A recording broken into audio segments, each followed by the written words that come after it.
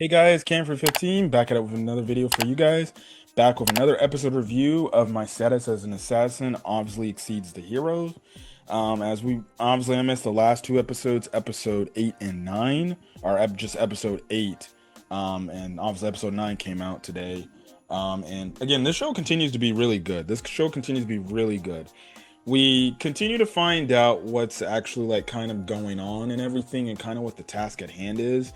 It's really kind of trying to take down Grimm, at the same time also protecting Amelia and the other beauty pageant winners, because we know that Grimm, he basically was using cameras to spy on the beauty pageant people and everything, because we find out like this dude's a trafficker and he's gonna be trafficking these beauty pageant contestants and everything, and sell them off and things like that, because obviously they're hot chicks, and especially with Amelia being an elven princess, you already know like he can make a boatload of cash off us trying to sell her, right? So, um, last week's episode was the beauty pageant, right? I did find it funny how like all the other girls were going up, right? And now the other dudes from Akira's class are they're just like, "Oh man, she's really hot and and they're simming for him." And then they focus on Akira like, "Hey man, like what's your thoughts on the women?" And he's just like, "Yeah, I don't care." But then Amelia comes in and she comes up for her beauty pageant show off, and then this man, his eyes start gleaming, and he thinks like this is the most beautiful woman in the world. Again, like I said, I don't blame him. Like that's literally his fiance right there. So there's that, to say the least. Right now, one part of episode 8 that they kind of did focus in about was kind of the whole aspect of like Akira and wanting to kill people, or needing to kill people, because we know that Crow basically kind of gave him the ultimatum like, hey, you're gonna do this thing, right? And it's kind of like involves like assassinating somebody, and we know like Akira doesn't want to do that because, look, yes, he's killed monsters in this world, but he hasn't killed another human being. And for him, like, it kind of goes against his morals to do something like that, because he was raised not to do that. And plus, he's never killed somebody back in his real world. So it's like, why would he change in this world and go against his morals? It's kind of like how with Batman, he doesn't kill. He just beats the bad guys up in hopes that, they don't do crime again, right? But obviously they don't learn their lesson. And again, his whole moral code is, Batman, he doesn't view himself as the executioner. He may view himself as the judge of somebody, for in terms of, you did this right and I'm going to stop you to do it, but I'm not the person that should have the right to kill you, right? And that's kind of what it feels like Akira is kind of the whole thing, because it's like, well, like, yeah, I'm an assassin class, but like it's not my duty to say like I got to kill this guy, right? And plus, again, he comes from a family living home, like, you know, you can only understand the trauma he would deal with, if it means like, he killed somebody and he knows he killed somebody, and he knows that their blood is on his hands because he did do it, and who knows how that mentally might affect him, right? And stuff like that, because we do see how he kind of overworks, and Amelia forcefully puts him to sleep because she's like, no, you need to rest. And he's like, no, I don't need to rest. And she's like, no, you need to rest, right? And she knocks him out, right? And things like that. And she also does talk to Crow about like saying like, dude, don't force him to do something that you don't want to do. I don't know what you're telling him, but I don't want him to do what I don't want you to change him and do something. And he's like, well, okay, fine, that's what you think, but look, that's the whole thing. And we do see, even going into episode 9, how she does want to train under Crow, because again, she wants to be somebody that can stand next to Akira, so then Akira doesn't always have to save her and protect her, and he can worry about what he needs to do. And at that point, she can feel confident, like, okay, I don't need Akira to come save me, right? Which it makes the most sense. I wonder if this is her story, And again, I still hope like this is not Death Flag vibes. I highly doubt they would go the route of killing Amelia. But again, they kind of do also hint, and especially in episode 9, about like, oh well, he will eventually die, right? He will eventually die. And we clearly see like how she kind of gets beat up or affected by that, right? Now another thing in episode 8 that did happen is that we did get introduced to a new character, and she's of a demon, or like a demon, the demon race, or just like how Knight is. And her name is longer, but they call, she's like, she tells the characters like, call me Latty for short. I think the one thing, especially because I watched the English dub, I'm happy that she's voice acted by Brittany Karbowski, because Brittany Karbowski is probably in my top 5 of English dub voice actresses. So that's the whole thing. Look, she's cute and everything. She looks like a cute demon wolf girl, if we're being honest. So something that's of Delta, but a little bit smarter. Yes, she is thick in the chest and the assets, I guess you could say, and things like that. But yeah, they kind of make a bond, and she has no issues. We do see her in episode 9, where I guess Knight is working alongside her for reconnaissance and stuff like that. So there's that. But essentially what we have happen in episode 9 is we do have the one Royal Guard member who's joined the heroes party, essentially tell him like, oh yeah, I've worked alongside Crow, I know him really well. We even find out like Crow is fairly old and that his mom is still alive, right? And we find out like from Crow himself, like his mom took a potion to basically make him live a long life, albeit like she's still alive and everything, which is crazy to say the least, because even Akira's like, it's crazy, I know his race can live up for a very long time, but it's kind of crazy how his mom is still alive, and yet this dude's like an old dude, right? So maybe she probably took the potion herself, and that's why she's living longer and stuff like that. So there's that. But you just have it to where basically he agrees to work with his former classmates. Now he still says like, look, I'm working with you, but look, when the time comes to part, that's it. But for now, for the time being, I'll work with you to help, but I'm doing my own thing still at the end of the day, right? So that's the whole thing, because he tells him like, look, my whole goal is I'm here to protect Amelia and make sure she's safe and everything. So don't get things misconstrued like I'm gonna be helping you and things like that, like crazy to hell, and bail you out of situations. Like, I'm doing this on my own good. So they do split up because they're doing their own missions and shit like that. So him, Amelia, and Crow, they end up going to not Lynette's kingdom, or Lynn's kingdom, um, and and essentially meeting her family. You do have a nice moment where Akira and Amelia, they kind of go on like a nice little date type of thing. So it is kind of like a little bit of a date episode, and stuff like that. I thought that was obviously a little cute there. Also, too, Amelia does convince Crow to train her, so she is training. And they're only, again, she basically proclaimed them like, no, look, the reason why I want to train is so I can stand by Akira's side, and he doesn't have to worry about me and always have to worry about saving me. And again, like I said, when it comes to animes, I always like my strong-willed women who want to stand on their own 2 feet and stuff like that. So I still think that's still a cool thing for her character, as we see.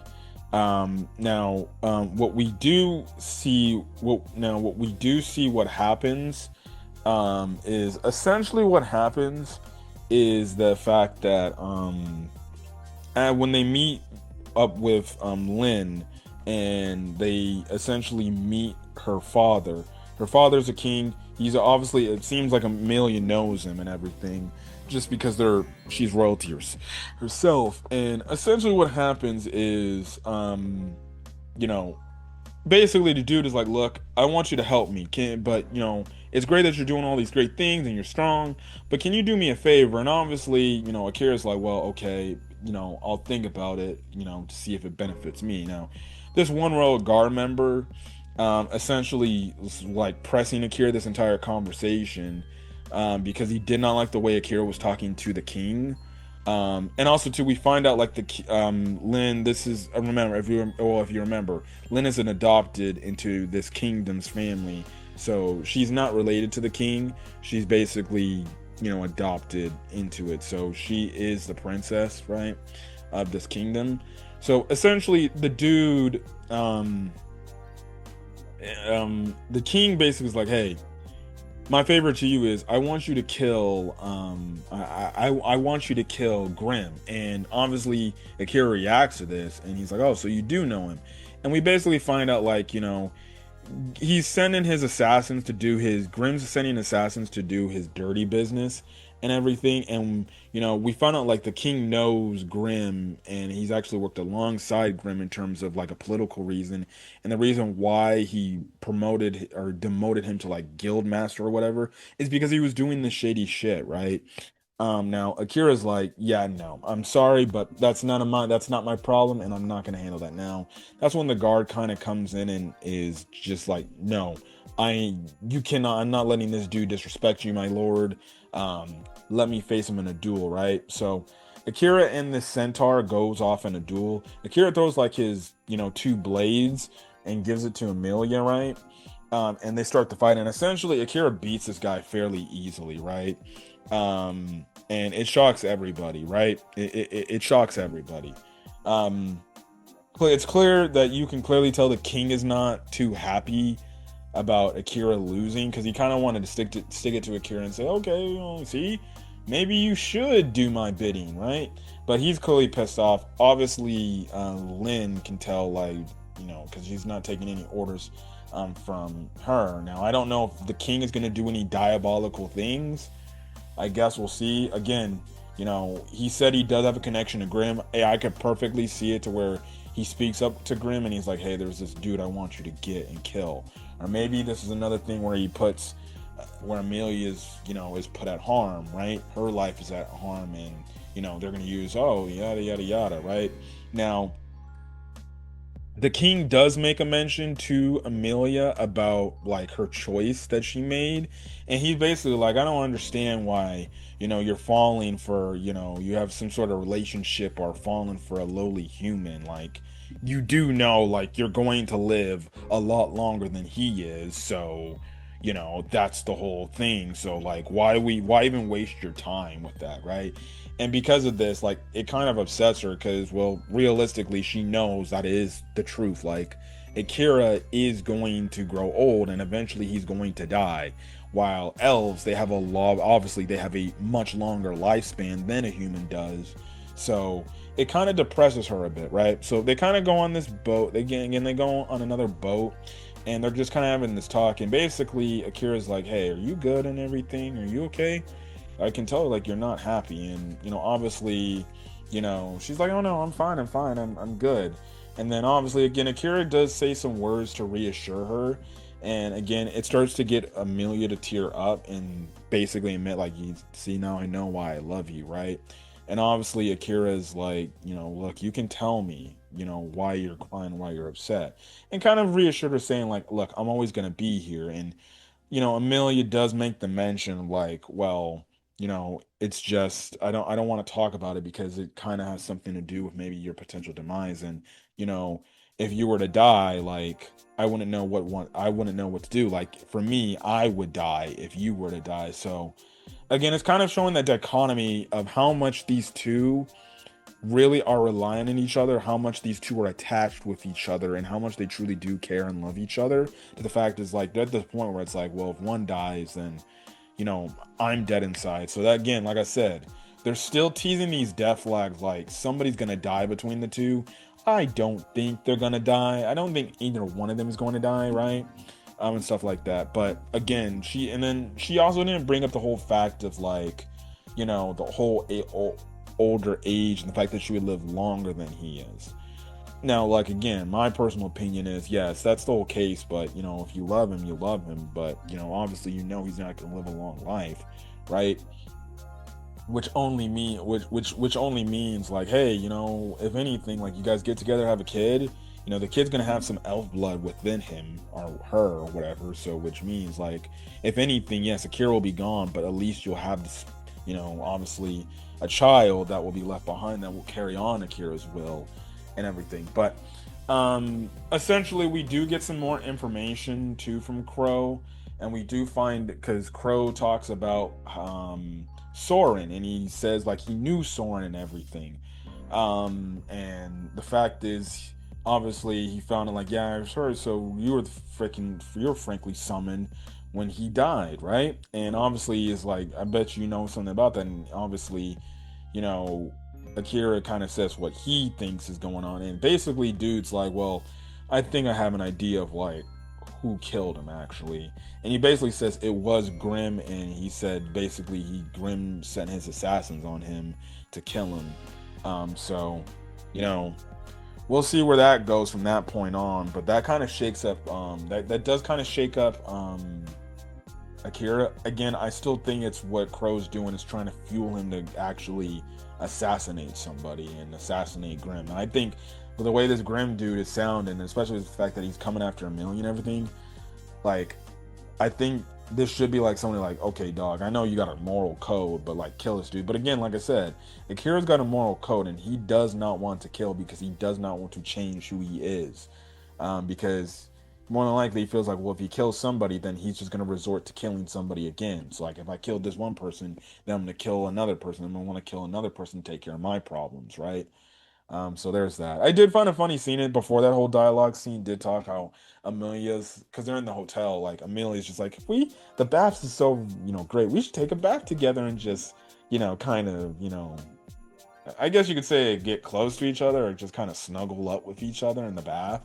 Basically, what we're look, what Amelia is basically like essentially kind of quote unquote saying is she she wants her and Akira to basically fuck.